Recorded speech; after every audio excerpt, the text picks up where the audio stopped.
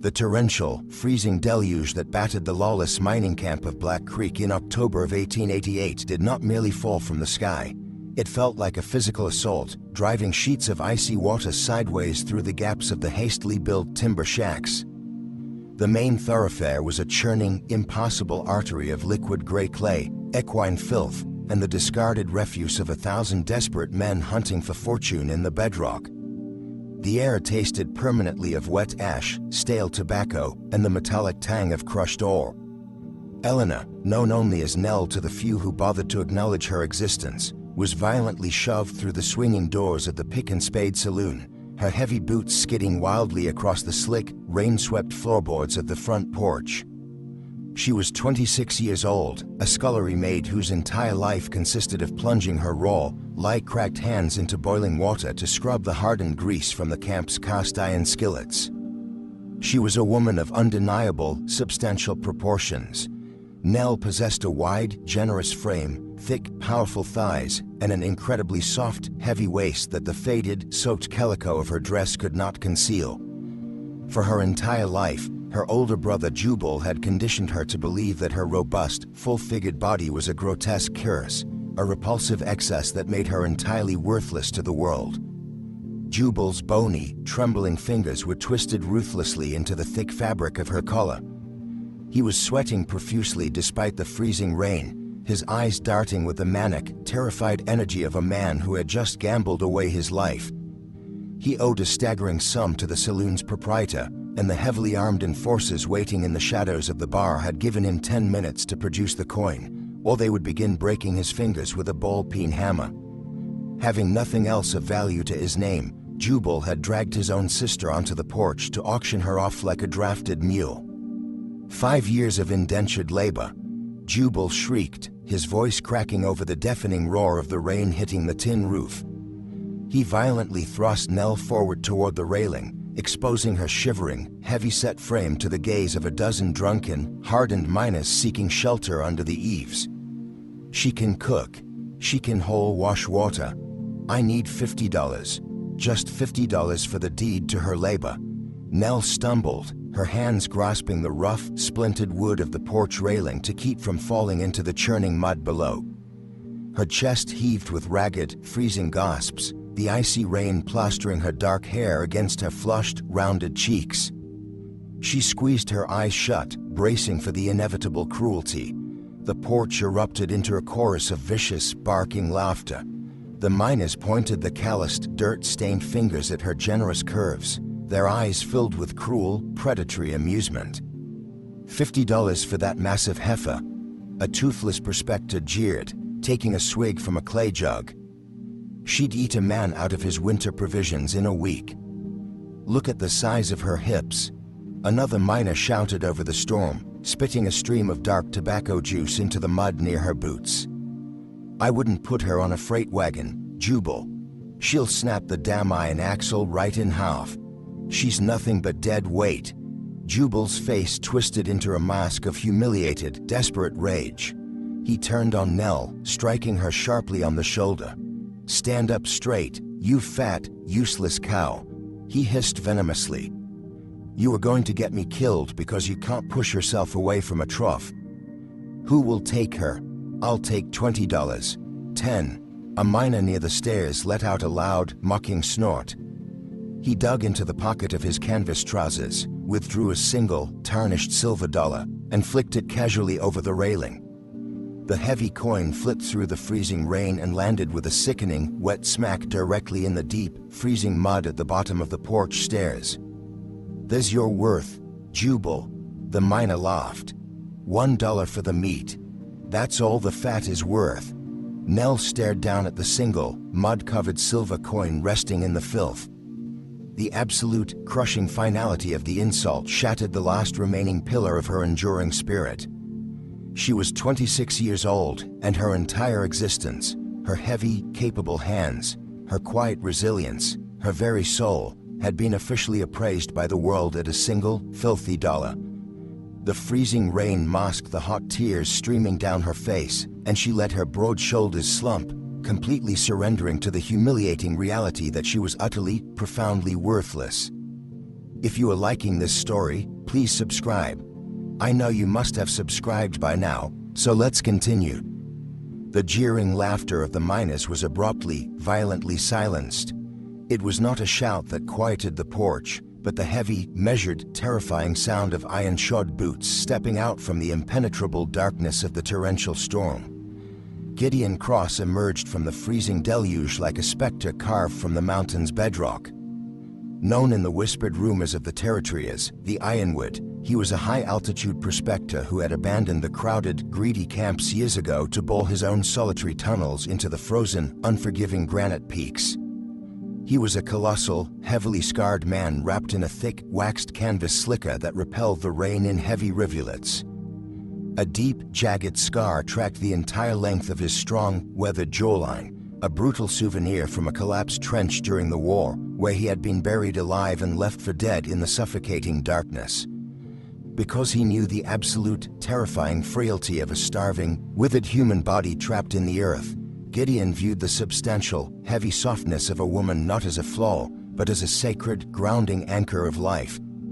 He walked directly up to the edge of the muddy thoroughfare, his pale, piercing eyes locking onto the weeping, heavy-set woman standing on the porch. He felt a sudden, lethal disgust radiating through his chest as he registered the cruel words of the miners and the single, muddy coin resting at her feet. Gideon did not utter a single word to the drunken crowd. He did not attempt to match the insulting bid, nor did he negotiate with the trembling, pathetic brother.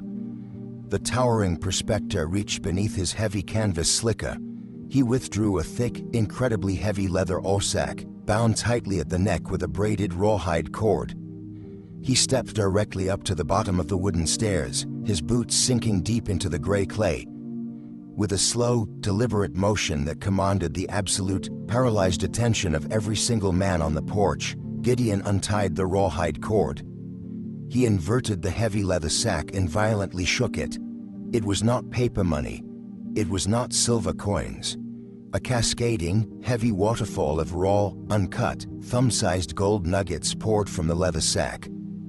The incredibly dense, pure metal hit the freezing mud with a series of heavy, thudding impacts, completely burying the single silver dollar. The raw gold gleamed with a dull, mesmerizing fire against the gray filth. It was an incomprehensible fortune, thousands of dollars in untraceable, raw wealth, carelessly dumped into the rain-soaked mud of a filthy mining camp. The miners gasped, their eyes bulging with pure, unadulterated shock and rabid greed. Jubal's jaw dropped completely open, his trembling knees nearly giving out at the sight of the glittering fortune resting in the muck. Gideon entirely ignored the gold in the dirt. He completely ignored the greedy, stunned gasps of the town. His intense, unyielding gaze remained fixed solely upon Nell. He climbed the wooden stairs, his heavy presence causing the timber porch to groan. He stopped directly in front of her. He did not look at her generous curves with mockery, nor did he look at her tear-stained face with pity. He looked at her with a profound, terrifying certainty, as if he had just unearthed the most precious, vital vein of life in the entire territory. He reached out his massive, heavily calloused hand. His thick, scarred fingers gently, respectfully wrapped around her soft, trembling wrist. "Your indenture is concluded," Gideon stated. His voice was a deep, gravelly vibration that resonated over the roar of the rain, holding the undeniable, lethal weight of a shifting tectonic plate. He didn't wait for Jubal to scramble into the mud to collect his payment. He didn't wait for the stunned miners to find their voices. Gideon Cross maintained his firm, respectful grip on Nell's wrist and turned his broad back on the silent saloon, leading the heavy, bewildered woman down the stairs, away from the mocking crowd, and directly into the heart of the freezing, torrential storm toward the isolation of the high peaks. The ascent was a grueling, bone-chilling nightmare of slick shale and treacherous, shifting mud. The elevation climbed rapidly, and within the first hour, the driving rain mutated into a blinding, horizontal sheet of biting sleet. Nell's heavy, soaked leather boots slipped constantly on the unstable terrain, her lungs burning with the agonizing effort of hauling her substantial frame up the near-vertical goat path. She waited, every muscle in her robust body completely tense, for the towering prospector ahead of her to turn around and curse her. She expected the familiar, degrading bark of impatience, the cruel reminder that her generous weight was slowing him down. But Gideon Cross did not curse. He did not drag her by the wrist.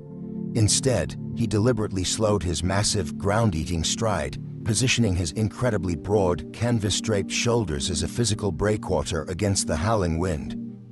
When she stumbled over an unseen pine root, his thick, heavily scarred hand was instantly there, gripping her elbow with a steadying iron firmness that possessed absolutely no malice, only an unyielding, protective gravity. Just as the last bruised remnants of daylight bled out of the storm-choked sky, they breached the tree line. Looming before them was the jagged, merciless face of a sheer granite cliff. Carved directly into the unyielding stone was the yawning, pitch-black maw of an abandoned silver mine. A formidable, sliding barricade of thick, rusted iron grating sealed the tunnel entrance. Gideon stepped forward, his massive hands wrapping around the freezing iron bars. With a deep, guttural grunt of sheer, terrifying exertion, he hauled the heavy grate sideways. The agonizing, metallic screech of rusted iron grinding against stone echoed violently down into the lightless abyss, a sound of profound, suffocating isolation. "Step inside," Gideon rumbled, his voice barely carrying over the shrieking wind. Nell crossed the threshold, her heavy boots stepping over the rusted, decaying remnants of an old ore cart track. Gideon hauled the iron grate shut behind them, instantly severing the howl of the storm. The sudden, oppressive silence of the subterranean vault was heavy enough to ring in her ears. The air was frigid, tasting sharply of wet minerals, ancient dust, and the damp, weeping moisture of the deep earth. A match flared sharply in the dark. Gideon lit a heavy brass kerosene lantern hung from a petrified timber support beam. The flickering, yellow light illuminated a modest living space carved directly into the bedrock near the entrance of the shaft.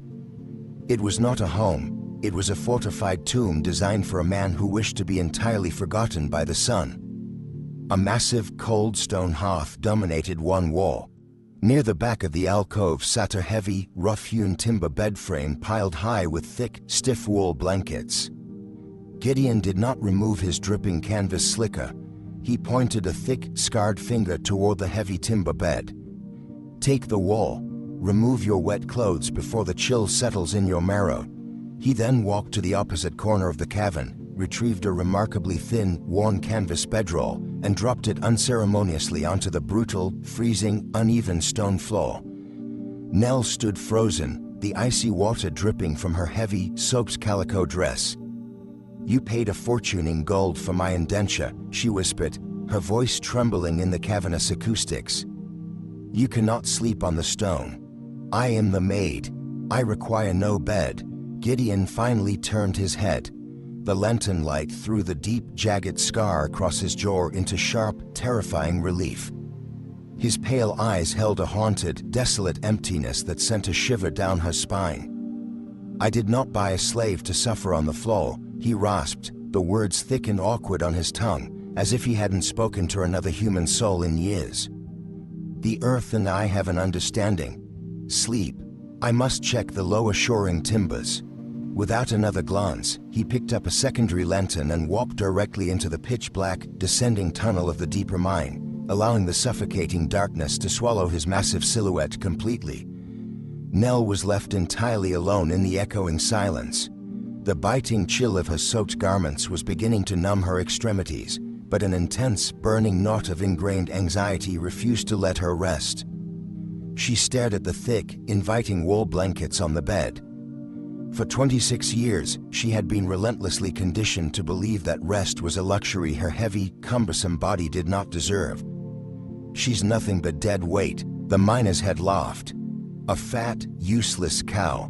If she laid down, she would confirm every vile thing they had ever said. She would be a useless burden to the scarred, solitary giant who had poured his uncut fortune into the mud for her life." A fierce, unyielding resolve suddenly hardened within Nell's chest. She would not be dead weight. She was a woman of immense, unrecognized substance and formidable endurance. She quickly stripped away the freezing, mud-caked ruins of her dress.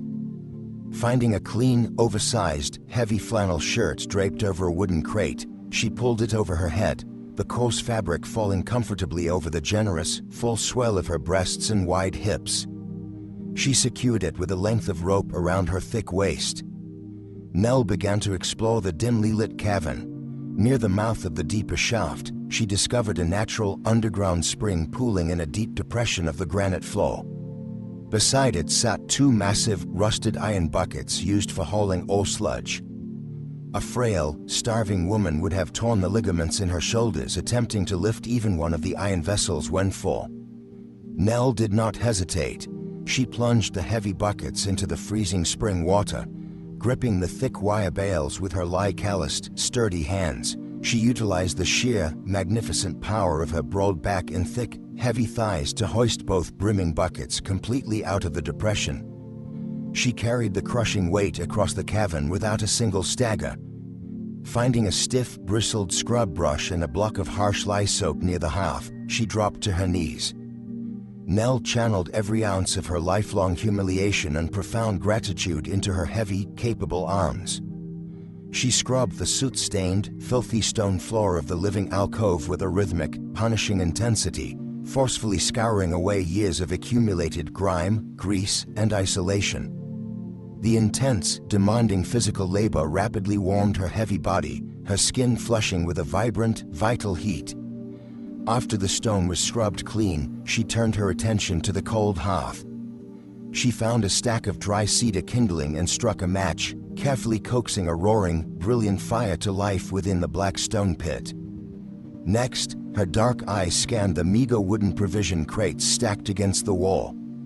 She found a heavy canvas sack of coarse flour, a tin of precious salt, a jar of active sourdough starter, and a small crock of rendered bear lard.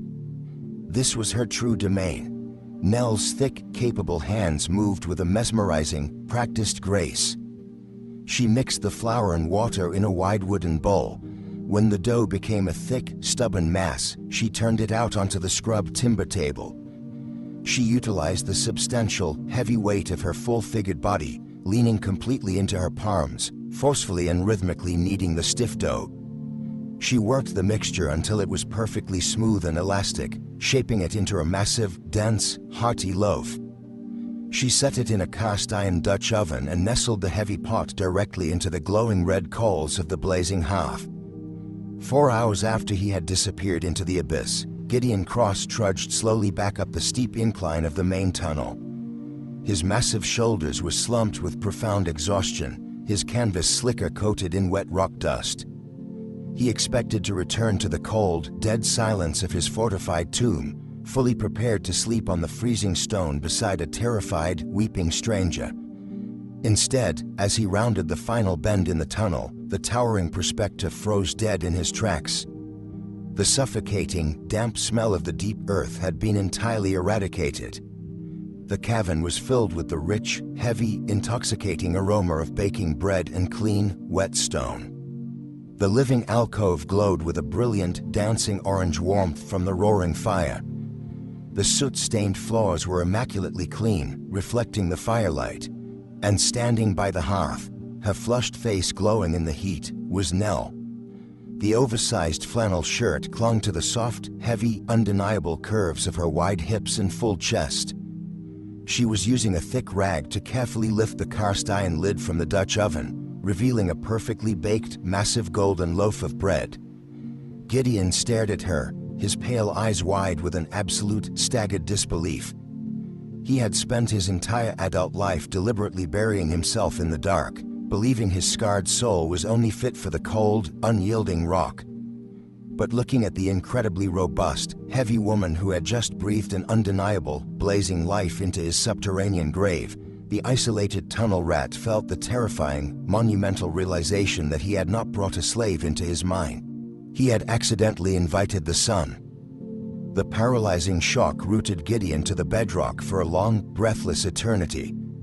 He simply stared as Nell, oblivious to his stunned presence, utilized a thick rag to rotate the heavy Dutch oven away from the glowing embers. She anticipated a harsh reprimand. She fully expected the scarred prospector to roar at her for wasting his precious flour, to remind her that a purchased mate had no right to consume the master's rations. Instead, Gideon slowly closed the distance, his heavy boots making no sound against the freshly scoured stone. He sat at the edge of the rough-hewn table, his pale eyes tracking her every movement. When she finally turned and saw him, she flinched, instinctively crossing her thick arms over her full, rounded stomach, bracing for the inevitable cruelty. Gideon did not raise his voice. He reached out a dirt-caked hand, broke a massive, steaming wedge of the golden bread, and took a slow, deliberate bite. He closed his eyes.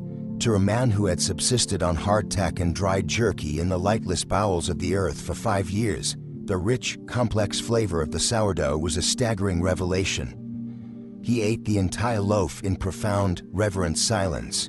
He did not say a word of thanks, but when he finally laid down upon the cold stone floor, he positioned his thin canvas bedroll noticeably closer to the half she had built, drawn inextricably toward her radiating warmth.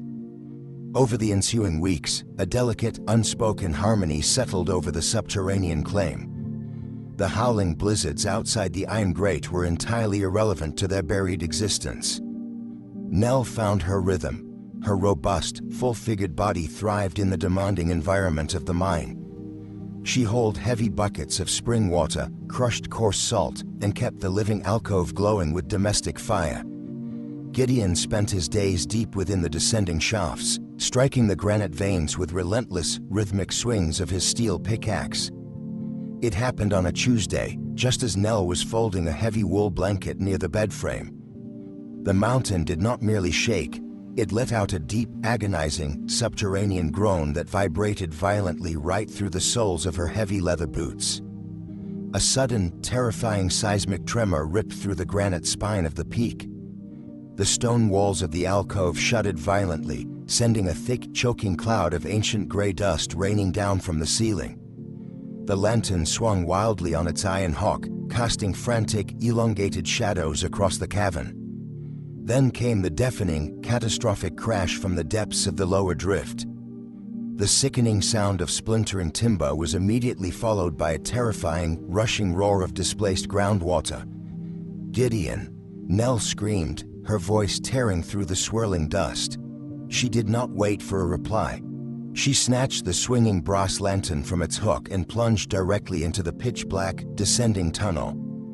Her thick, powerful thighs drove her downward, her boots slipping on the newly fractured shale. The air grew rapidly colder, tasting sharply of crushed quartz and rising water. At the bottom of the main vertical shaft, her lantern beam cut through the darkness to reveal a scene of absolute horror. A massive, load-bearing timber support had completely failed during the tremor. Tons of jagged, loose rock had caved in, pinning Gideon face up beneath a horrifying pile of debris. Worse, the collapse had ruptured an underground, glacial aquifer. Freezing, black water was rapidly surging into the confined space, already pooling around the prospector's broad chest and threatening to submerge his face.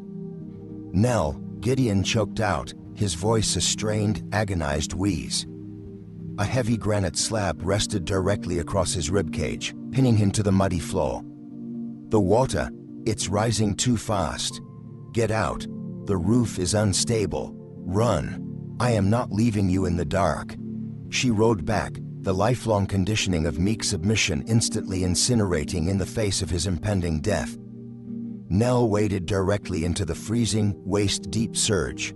The biting cold was agonizing, instantly numbing her legs, but she ignored it. She assessed the disaster. She could not lift the granite slab by hand. It weighed over 1,000 pounds. But her desperate eyes locked onto an old, rusted iron hand winch bolted to the solid bedrock wall, connected by a thick steel cable to the fallen timber frame above his chest. A starving, frail society lady would have lacked the sheer bone density to even turn the rusted crank. Nell was not frail. She was a woman of monumental, robust physical substance. She waded to the winch, planting her boots firmly against the submerged rock wall. She wrapped her thick, calloused hands tightly around the rusted iron handle. She didn't try to pull with just her shoulders. She utilized the immense, undeniable gravity of her own large frame. Nell leaned her heavy, wide hips backward, dropping her full weight into the harness, and drove her incredibly powerful, thick thighs forcefully into the stone. The rusted gears shrieked in violent protest. Nell screamed, her broad back straining, the muscles in her heavy arms bulging under the wet flannel. She pulled with the ferocity of a mother bear defending her den, throwing every single ounce of her 200-pound frame against the resistance of the collapsed mountain. Crack! The gears turned. The thick steel cable snapped taut. With a groaning, agonizing heave, the heavy timber frame and the crushing granite slab was slowly, forcefully levered off Gideon's chest. "Move!" Nell screamed, holding the winch crank steady with her substantial weight. Gideon thrashed violently in the freezing water, dragging his battered, bruised frame out from beneath the suspended rubble just seconds before Nell's grip slipped and the heavy stone slammed back down into the flooded mud. Gideon was coughing up black water, his body instantly seized by violent, terrifying rigors. The glacial aquifer had sapped the core temperature directly from his marrow. Nell did not waste breath on questions. She held his heavy, shivering arm over her broad, sturdy shoulder, acting as a literal, physical crutch. She half-carried, half-dragged the towering prospector up the steep, winding incline of the tunnel, her robust stamina refusing to falter until they breached the living alcove. She dropped him near the roaring hearth. Gideon's lips were a bruised, ghastly blue. His pale eyes were rolling backward, his jaw locked in a terrifying, chattering spasm. He was slipping rapidly into hypothermic shock. Nell knew the fire alone would not penetrate his frozen canvas clothing in time. She acted with the same fierce, unyielding pragmatism that had saved him from the rubble. She swiftly unbuckled his heavy belt, peeling the freezing, soaked layers of canvas and wool entirely off his violently shaking, heavily scarred torso. Then, she stood up. Nell did not hesitate, nor did she allow the toxic, ingrained shame regarding her large, full-figured body to stop her. She stripped away her own soaking wet flannel shirt and heavy skirts, leaving herself completely bare in the firelight. She dragged Gideon's rigid body onto the thick mattress. Nell crawled into the bed beside him, pulling 3 heavy wool blankets tightly over their heads, sealing out the damp cavern air. She pressed her incredibly soft, heavy, heat-radiating body completely flush against his freezing, rigid flesh. She draped her thick, sturdy thigh over his legs, wrapping her full, ample arms tightly around his broad shoulders. She pressed the generous, abundant swell of her breasts directly against his shivering chest, and nestled her soft, wide stomach flush against his hip. She utilized her immense, living physical mass as a vital, biological furnace, forcefully driving her deep, robust body heat straight into his dying core. The transition was a terrifying, delirious battle. Gideon was trapped in a hallucination, his mind violently pulled back to the darkest horror of his past. The dirt. Gideon gasped, thrashing blindly beneath the heavy wall, his scarred hands clawing frantically at the blankets. "It's caving in. I can't breathe. They left me in the trench. I'm buried." He was reliving the artillery collapse during the war, the suffocating terror of being entombed alive in the pitch-black earth. "You are not in the trench," Nell said fiercely, her voice a steady, grounding vibration against his collarbone. She tightened her heavy, yielding embrace, refusing to let him thrash away from her warmth. "I am here. Feel me, Gideon. The earth is not crushing you. I am holding you." His frantic, freezing hands grasped blindly in the dark, his thick fingers colliding with the soft, generous curve of her wide hip. He clung to her heavy flesh like a man dangling over a lightless abyss. The profound, radiating warmth of her substantial, full-figured body began to penetrate the icy terror in his veins. As he felt the soft, undeniable reality of her curves, the suffocating nightmare of the grave slowly receded. He was not surrounded by dead earth, he was enveloped in a sanctuary of breathing, abundant life. The violent shivering eventually ceased, giving way to a deep, exhausted slumber against her warm collarbone. Hours later, The fire in the hearth had burned down to a gentle, glowing cherry red. Gideon opened his eyes. The paralyzing cold was gone, replaced by a deep, intoxicating, bone-melting heat. He lay perfectly still under the heavy wall, acutely aware of the soft, heavy weight of the woman sleeping peacefully against his chest. His right hand was resting gently on the wide, substantial flare of her waist. He did not pull away. He slowly turned his head, looking at her flushed, beautiful face in the dim light. The memory of the muddy saloon porch crashed into his mind, the cruel laughter, the mocking insults about her weight, the single, filthy silver dollar tossed into the muck. Nell stirred, her dark eyes fluttering open. She gasped softly, suddenly realizing her bare, heavy leg was tangled with his, her full stomach pressed intimately against his hip. The lifelong humiliation instantly seized her throat.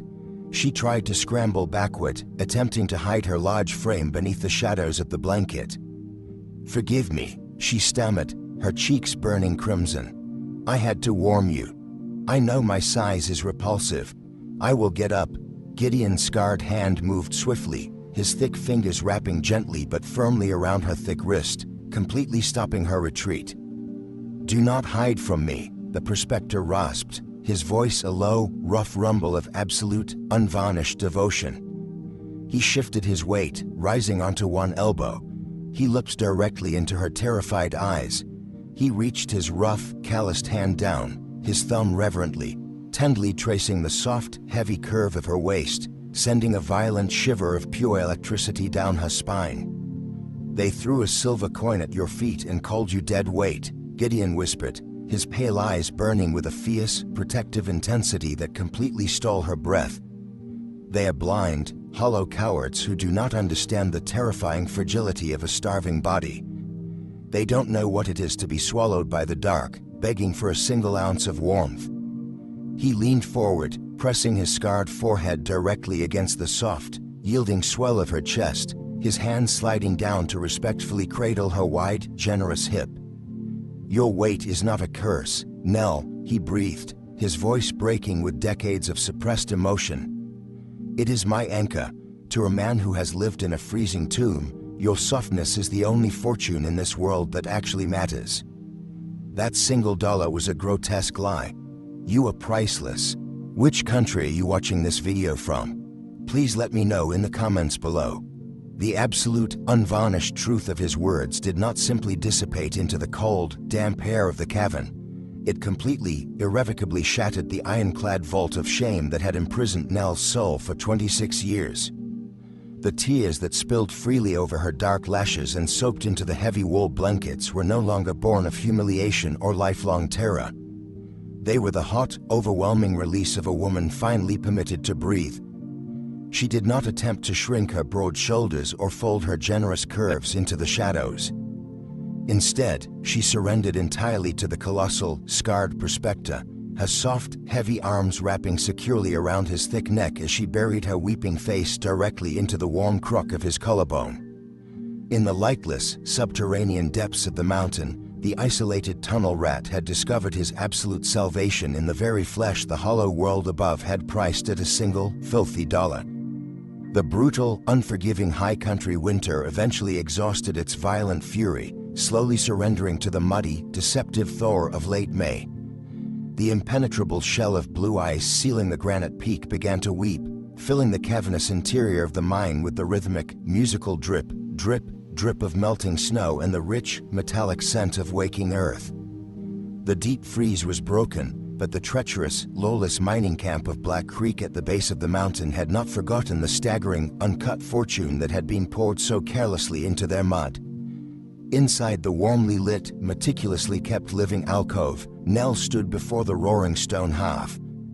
She was wearing a new dress Gideon had painstakingly procured from a passing high-altitude trader, the soft, deep crimson wool stretching beautifully over the wide, substantial flare of her hips and her heavy breasts.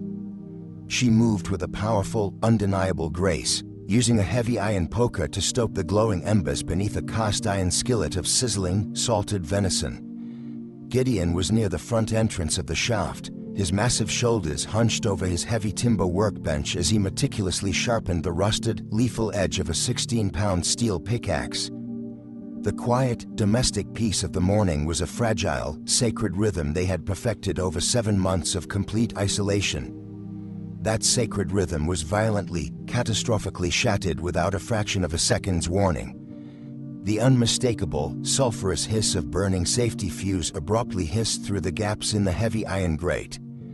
Gideon's head snapped up, his pale eyes dilating with sudden, primal terror. He recognized the acrid, metallic stench of burning saltpeter instantly.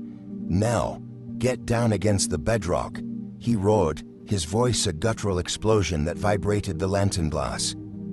Before Nell could even drop the heavy iron poker, the deafening, percussive detonation of 3 sticks of high-yield blasting gelatin completely obliterated the tranquility of the mountain. The formidable, sliding barricade of thick, rusted iron grating was not simply blown open, it was violently ripped entirely out of its granite moorings by the sheer, devastating kinetic force of the blast. The heavy iron bars twisted like wet clay, flying inward and crashing against the stone walls. A sudden, blinding rush of harsh spring sunlight, billowing clouds of pulverized gray rock dust, and the sour, suffocating stench of unwashed, greedy desperation flooded the entrance tunnel. Gideon Cross did not freeze in shock. The quiet, devoted partner instantly evaporated, replaced in a singular heartbeat by the feral, terrifying leviathan of the deep earth. Stepping through the ruined, smoking threshold were 5 men. They were heavily armed, desperate claim jumpers from Black Creek, led by Jubal. Nell's abusive brother had spent the entire winter festering in his own humiliation, gathering a posse of cutthroats with the promise of a subterranean motherlode. They had hiked up the muddy goat path to slaughter the prospector and gut the mountain of its raw gold. Gideon roared, a guttural, earth-shaking bellow that vibrated the very tectonic plates beneath their boots. He didn't bother to reach for a repeater rifle. The concussive echo in the narrow stone tunnel would rupture their eardrums and risk a secondary cave-in. He utilized the absolute, brutal mastery of his environment. He snatched the freshly sharpened, 16-pound steel pickaxe from the workbench and charged directly into the billowing cloud of rock dust, physically blocking the narrow tunnel with his colossal, 300-pound frame. He engaged the first 2 screaming thugs in a visceral, brutally intimate clash of raw iron and splintering bone. The heavy steel beak of the pickaxe swung in a devastating, horizontal arc, burying itself deeply into the chest cavity of the foremost claim jumper with a sickening, wet crunch. The man was lifted entirely off his boots, thrown backward into the scree.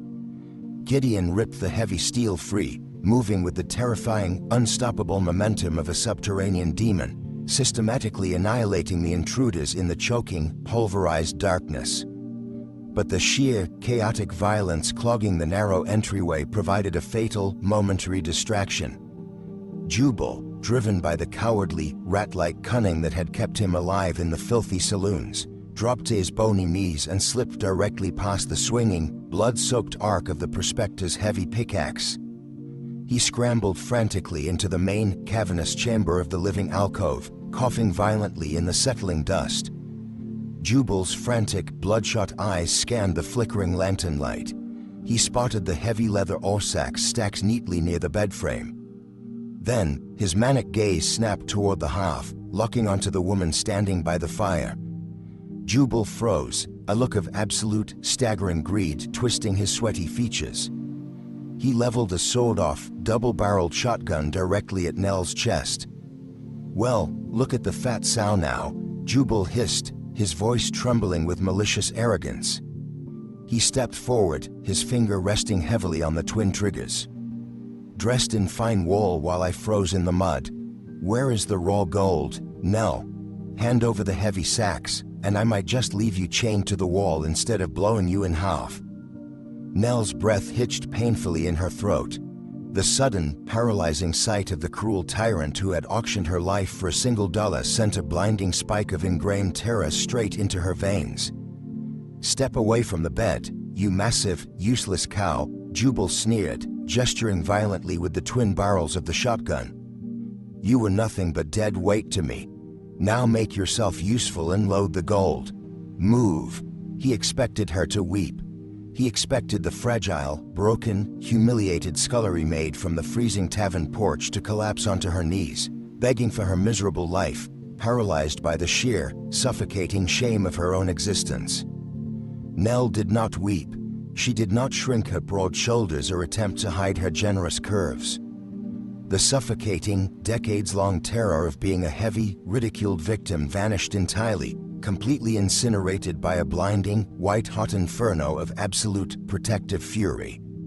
She was not a helpless burden sold for a muddy coin. She was the matriarch of the Ironwood claim.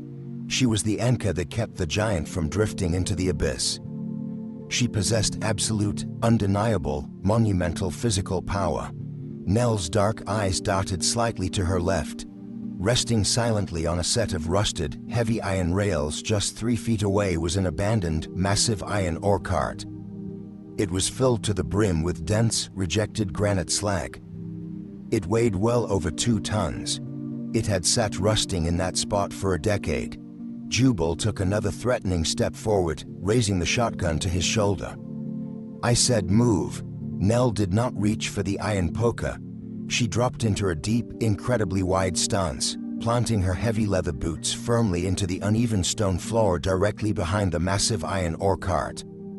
She reached out with her thick, soft, calloused hands and gripped the thick, rusted iron lip of the cart's rear chassis. She ignored the sharp flakes of rust biting into her palms. She channeled every single ounce of her accumulated humiliation, her boundless, fierce devotion to the scarred giant fighting in the dust, and the raw, unadulterated physical mass of her heavy, generous body. I am not dead weight. Nell roared, a primal, feral battle cry that echoed violently against the vaulted ceiling. She did not attempt to push with her fragile wrists. She dropped her broad, sturdy shoulders directly against the iron chassis, wedging her heavy, full breasts and thick stomach against the cold metal. She drove her heavy, incredibly powerful thighs and her wide, substantial hips forcefully forward. The rusted iron wheels of the ore cart let out a deafening, agonizing shriek of tearing metal. A starving, fragile woman would have shattered her spine attempting to break the rusted friction. Nell utilized the sheer, magnificent gravity of her 200-pound frame. The massive, 2-ton iron cart violently lurched forward, breaking free of its rusted tune. Jubal heard the shriek of iron and paused, his sunken eyes widening in sheer, uncomprehending shock as he saw the massive woman easily driving the colossal weight directly toward him. He panicked, his finger instinctively jerking the trigger of the shotgun. Boom! The blast of heavy buckshot went completely wide, impacting harmlessly against the solid granite ceiling as Jubal scrambled backward in sheer terror. But there was nowhere to run. The heavy iron rails dictated the path. Nell did not stop her forward sprint. She kept her thick thighs driving like massive pistons, building a devastating, unstoppable momentum. The heavy iron ore cart rolled forward with the unstoppable kinetic force of a freight train.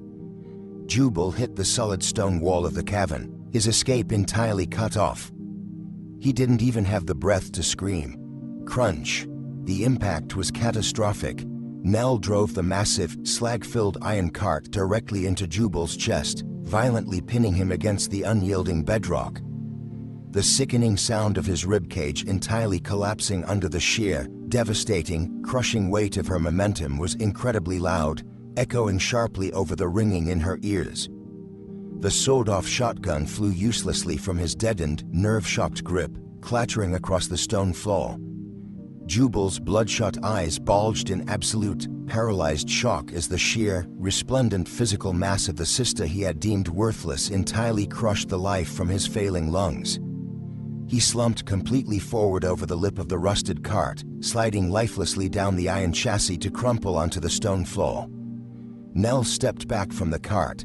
Her full, heavy chest was heaving with deep, ragged gasps, her thick arms trembling violently from the massive adrenaline spike, her face flushed a dark, vibrant crimson with absolute exertion. She stood tall, entirely unashamed of her immense size, her heavy, powerful body reigning supreme over the broken, pathetic coward bleeding at her feet.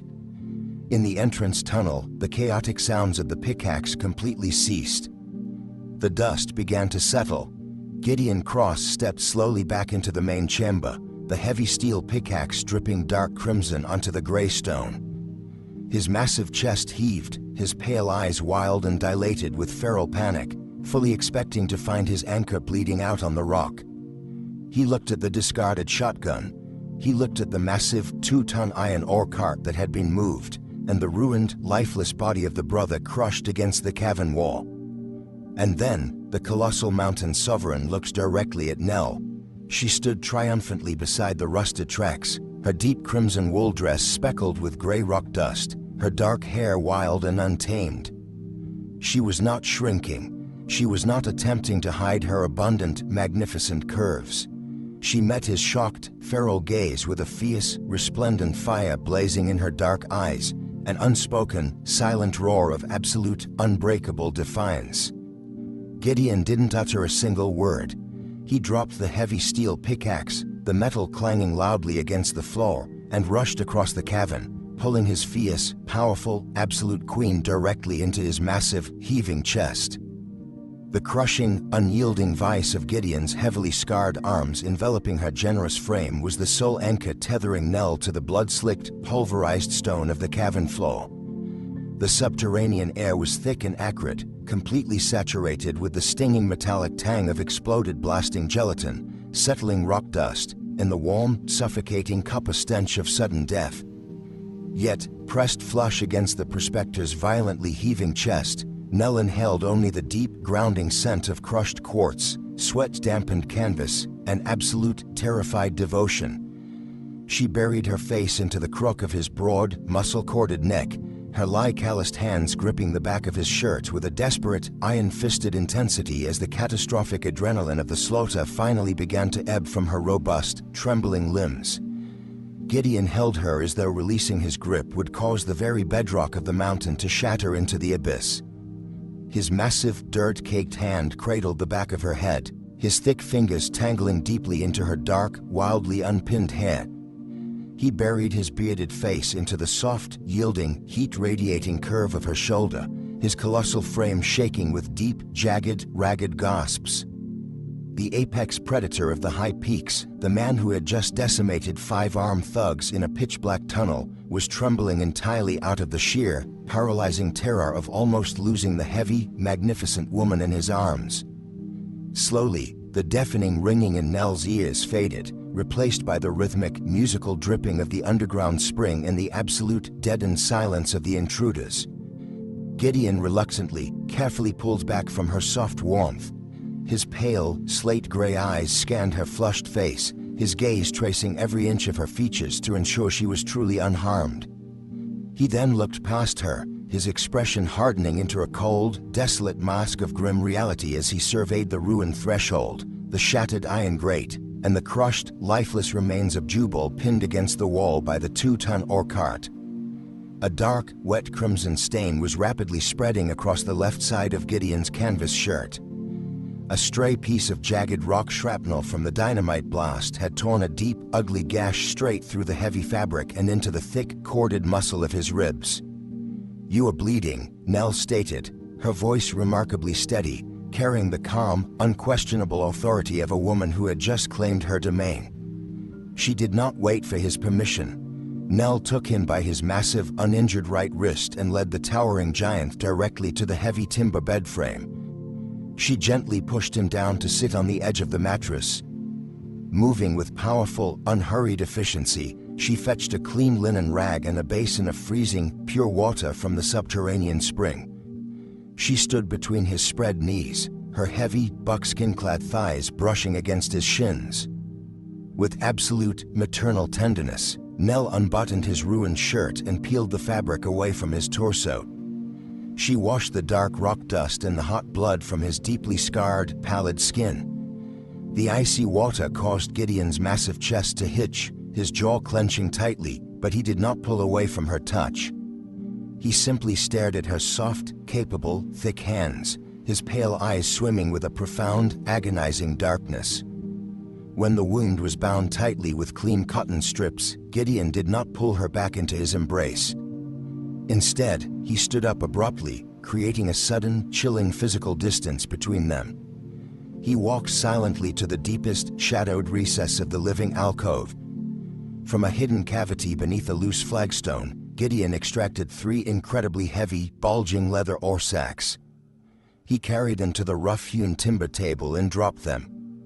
The sheer, staggering weight of the uncut gold nuggets inside caused the thick wooden planks to groan loudly. "The spring thaw has cleared the high passes entirely," Gideon rasped. His voice was entirely hollow, stripped of all the vibrating, tectonic warmth he had shared with her in the dark.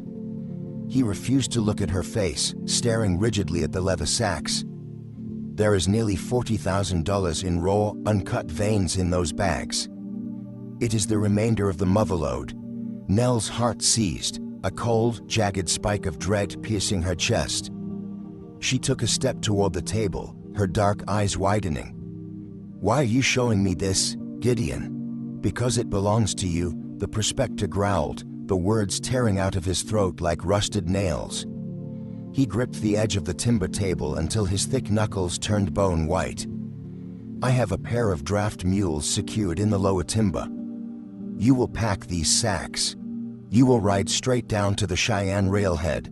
You will purchase a first-class ticket to Boston or Philadelphia." He finally looked up, his pale eyes completely shattered, filled with a self-loathing so immense it threatened to swallow the cavern. "You are a queen, Nell.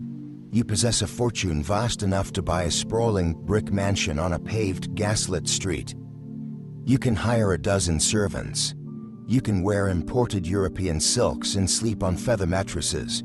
You will never, for the rest of your beautiful life, have to plunge your hands into freezing water, or fight off starving cutthroats, or look at the gruesome, scarred face of a tunnel rat."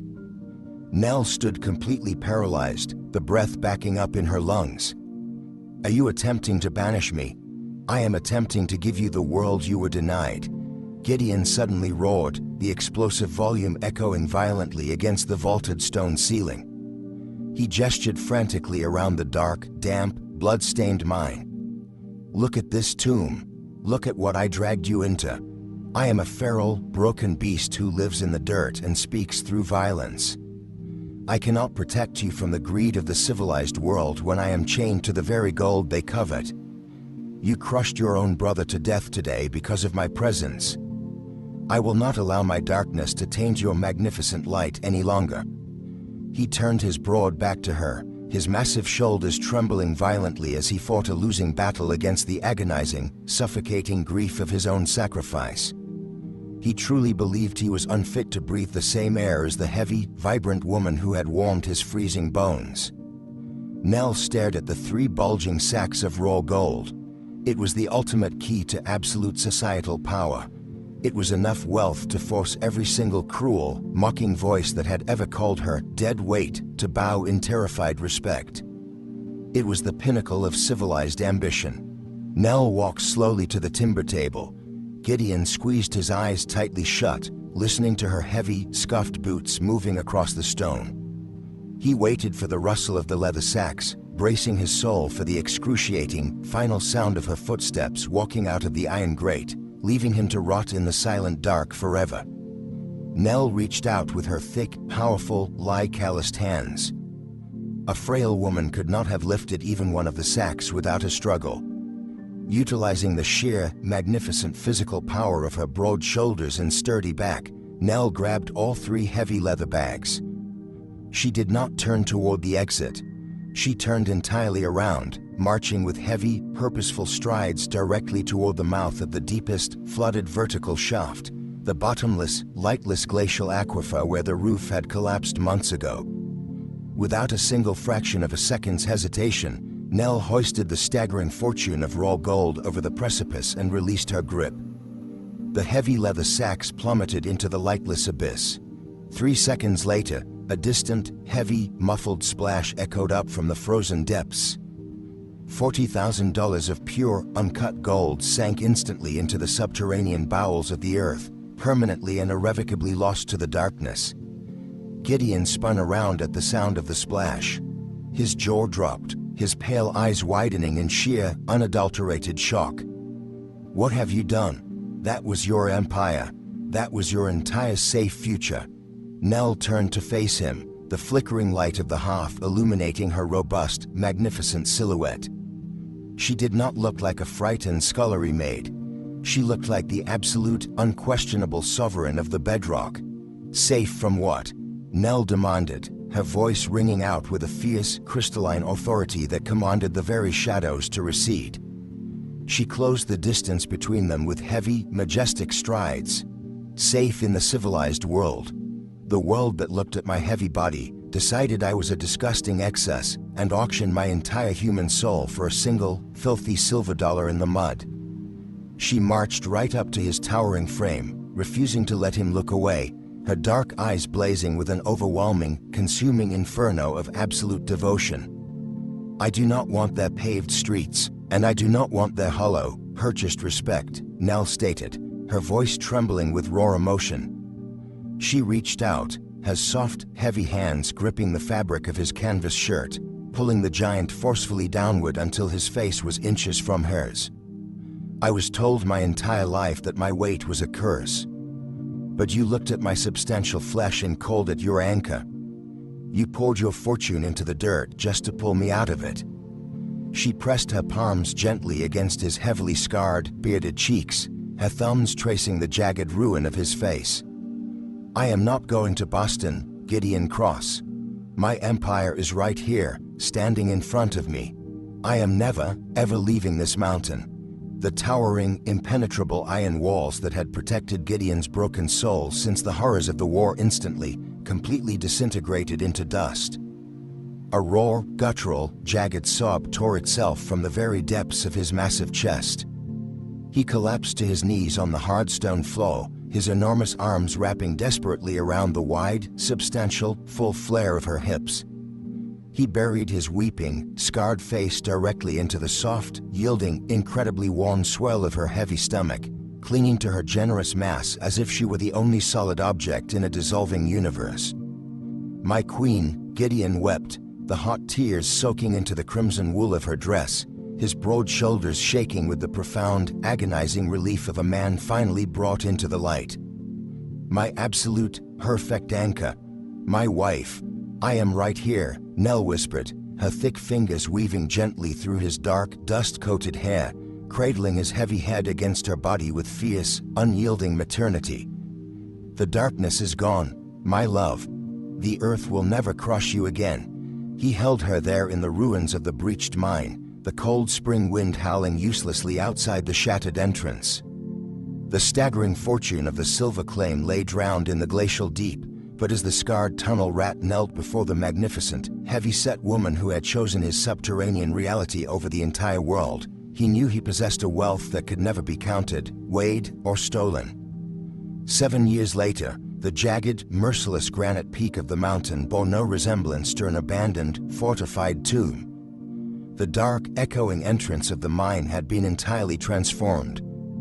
Expanding outward from the stone moor was a sprawling, magnificent timber frame lodge, suspended over the breathtaking alpine valley below on massive, interlocking cedar pylons. Expansive glass windows bathed the rich, oiled hardwood floors in brilliant, golden afternoon sunlight. The cold, damp smell of isolation had been permanently eradicated, replaced by the warm, sweet aromas of roasting wild turkey, blooming mountain jasmine, and the rich, yeasty scent of fresh bread baking in a massive brick oven. Sitting on the wide, sun-drenched timber deck was Gideon. He wore a clean linen shirt, his sleeves rolled up to reveal his thick, scarred forearms. The haunted, terrifying emptiness in his slate-gray eyes had been entirely replaced by a profound, deep, unshakable peace. He was meticulously carving a small, wooden horse from a block of soft pine, his massive hands moving with startling gentleness. Sitting on the cedar planks near his boots, covered in wood shavings, was a remarkably sturdy, plump 4-year-old girl with dark, untamed curls and bright, slate-gray eyes, fiercely trying to stack a pile of smooth river stones. The heavy, polished oak door of the lodge swung open. Nell stepped out onto the deck. She wore a beautifully tailored, deep indigo dress of fine-spun wool, entirely uncorseted and flowing elegantly over her heavy, abundant curves. She radiated an aura of breathtaking, undeniable health and profound serenity. She moved with the confident, powerful grace of a woman who completely owned the ground beneath her heavy boots, entirely free of the shame that had once bound her. She carried a tray holding a steaming tin pot of dark coffee and a plate of warm, honey-glazed biscuits. She set the tray on a small table and stepped behind Gideon's chair.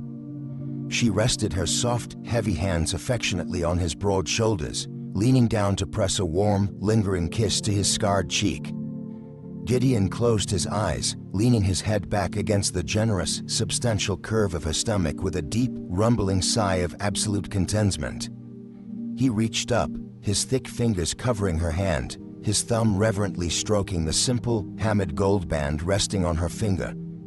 The hollow, greedy mining camps in the muddy valleys far below could keep their fragile, shallow judgments and their silver coins. Here, elevated above the clouds, Nell had finally found a domain vast enough to accommodate her immense spirit. She was a woman of monumental, immeasurable gravity, and Gideon was the fiercely devoted orbit that would circle her radiant warmth until the mountains themselves crumbled into dust.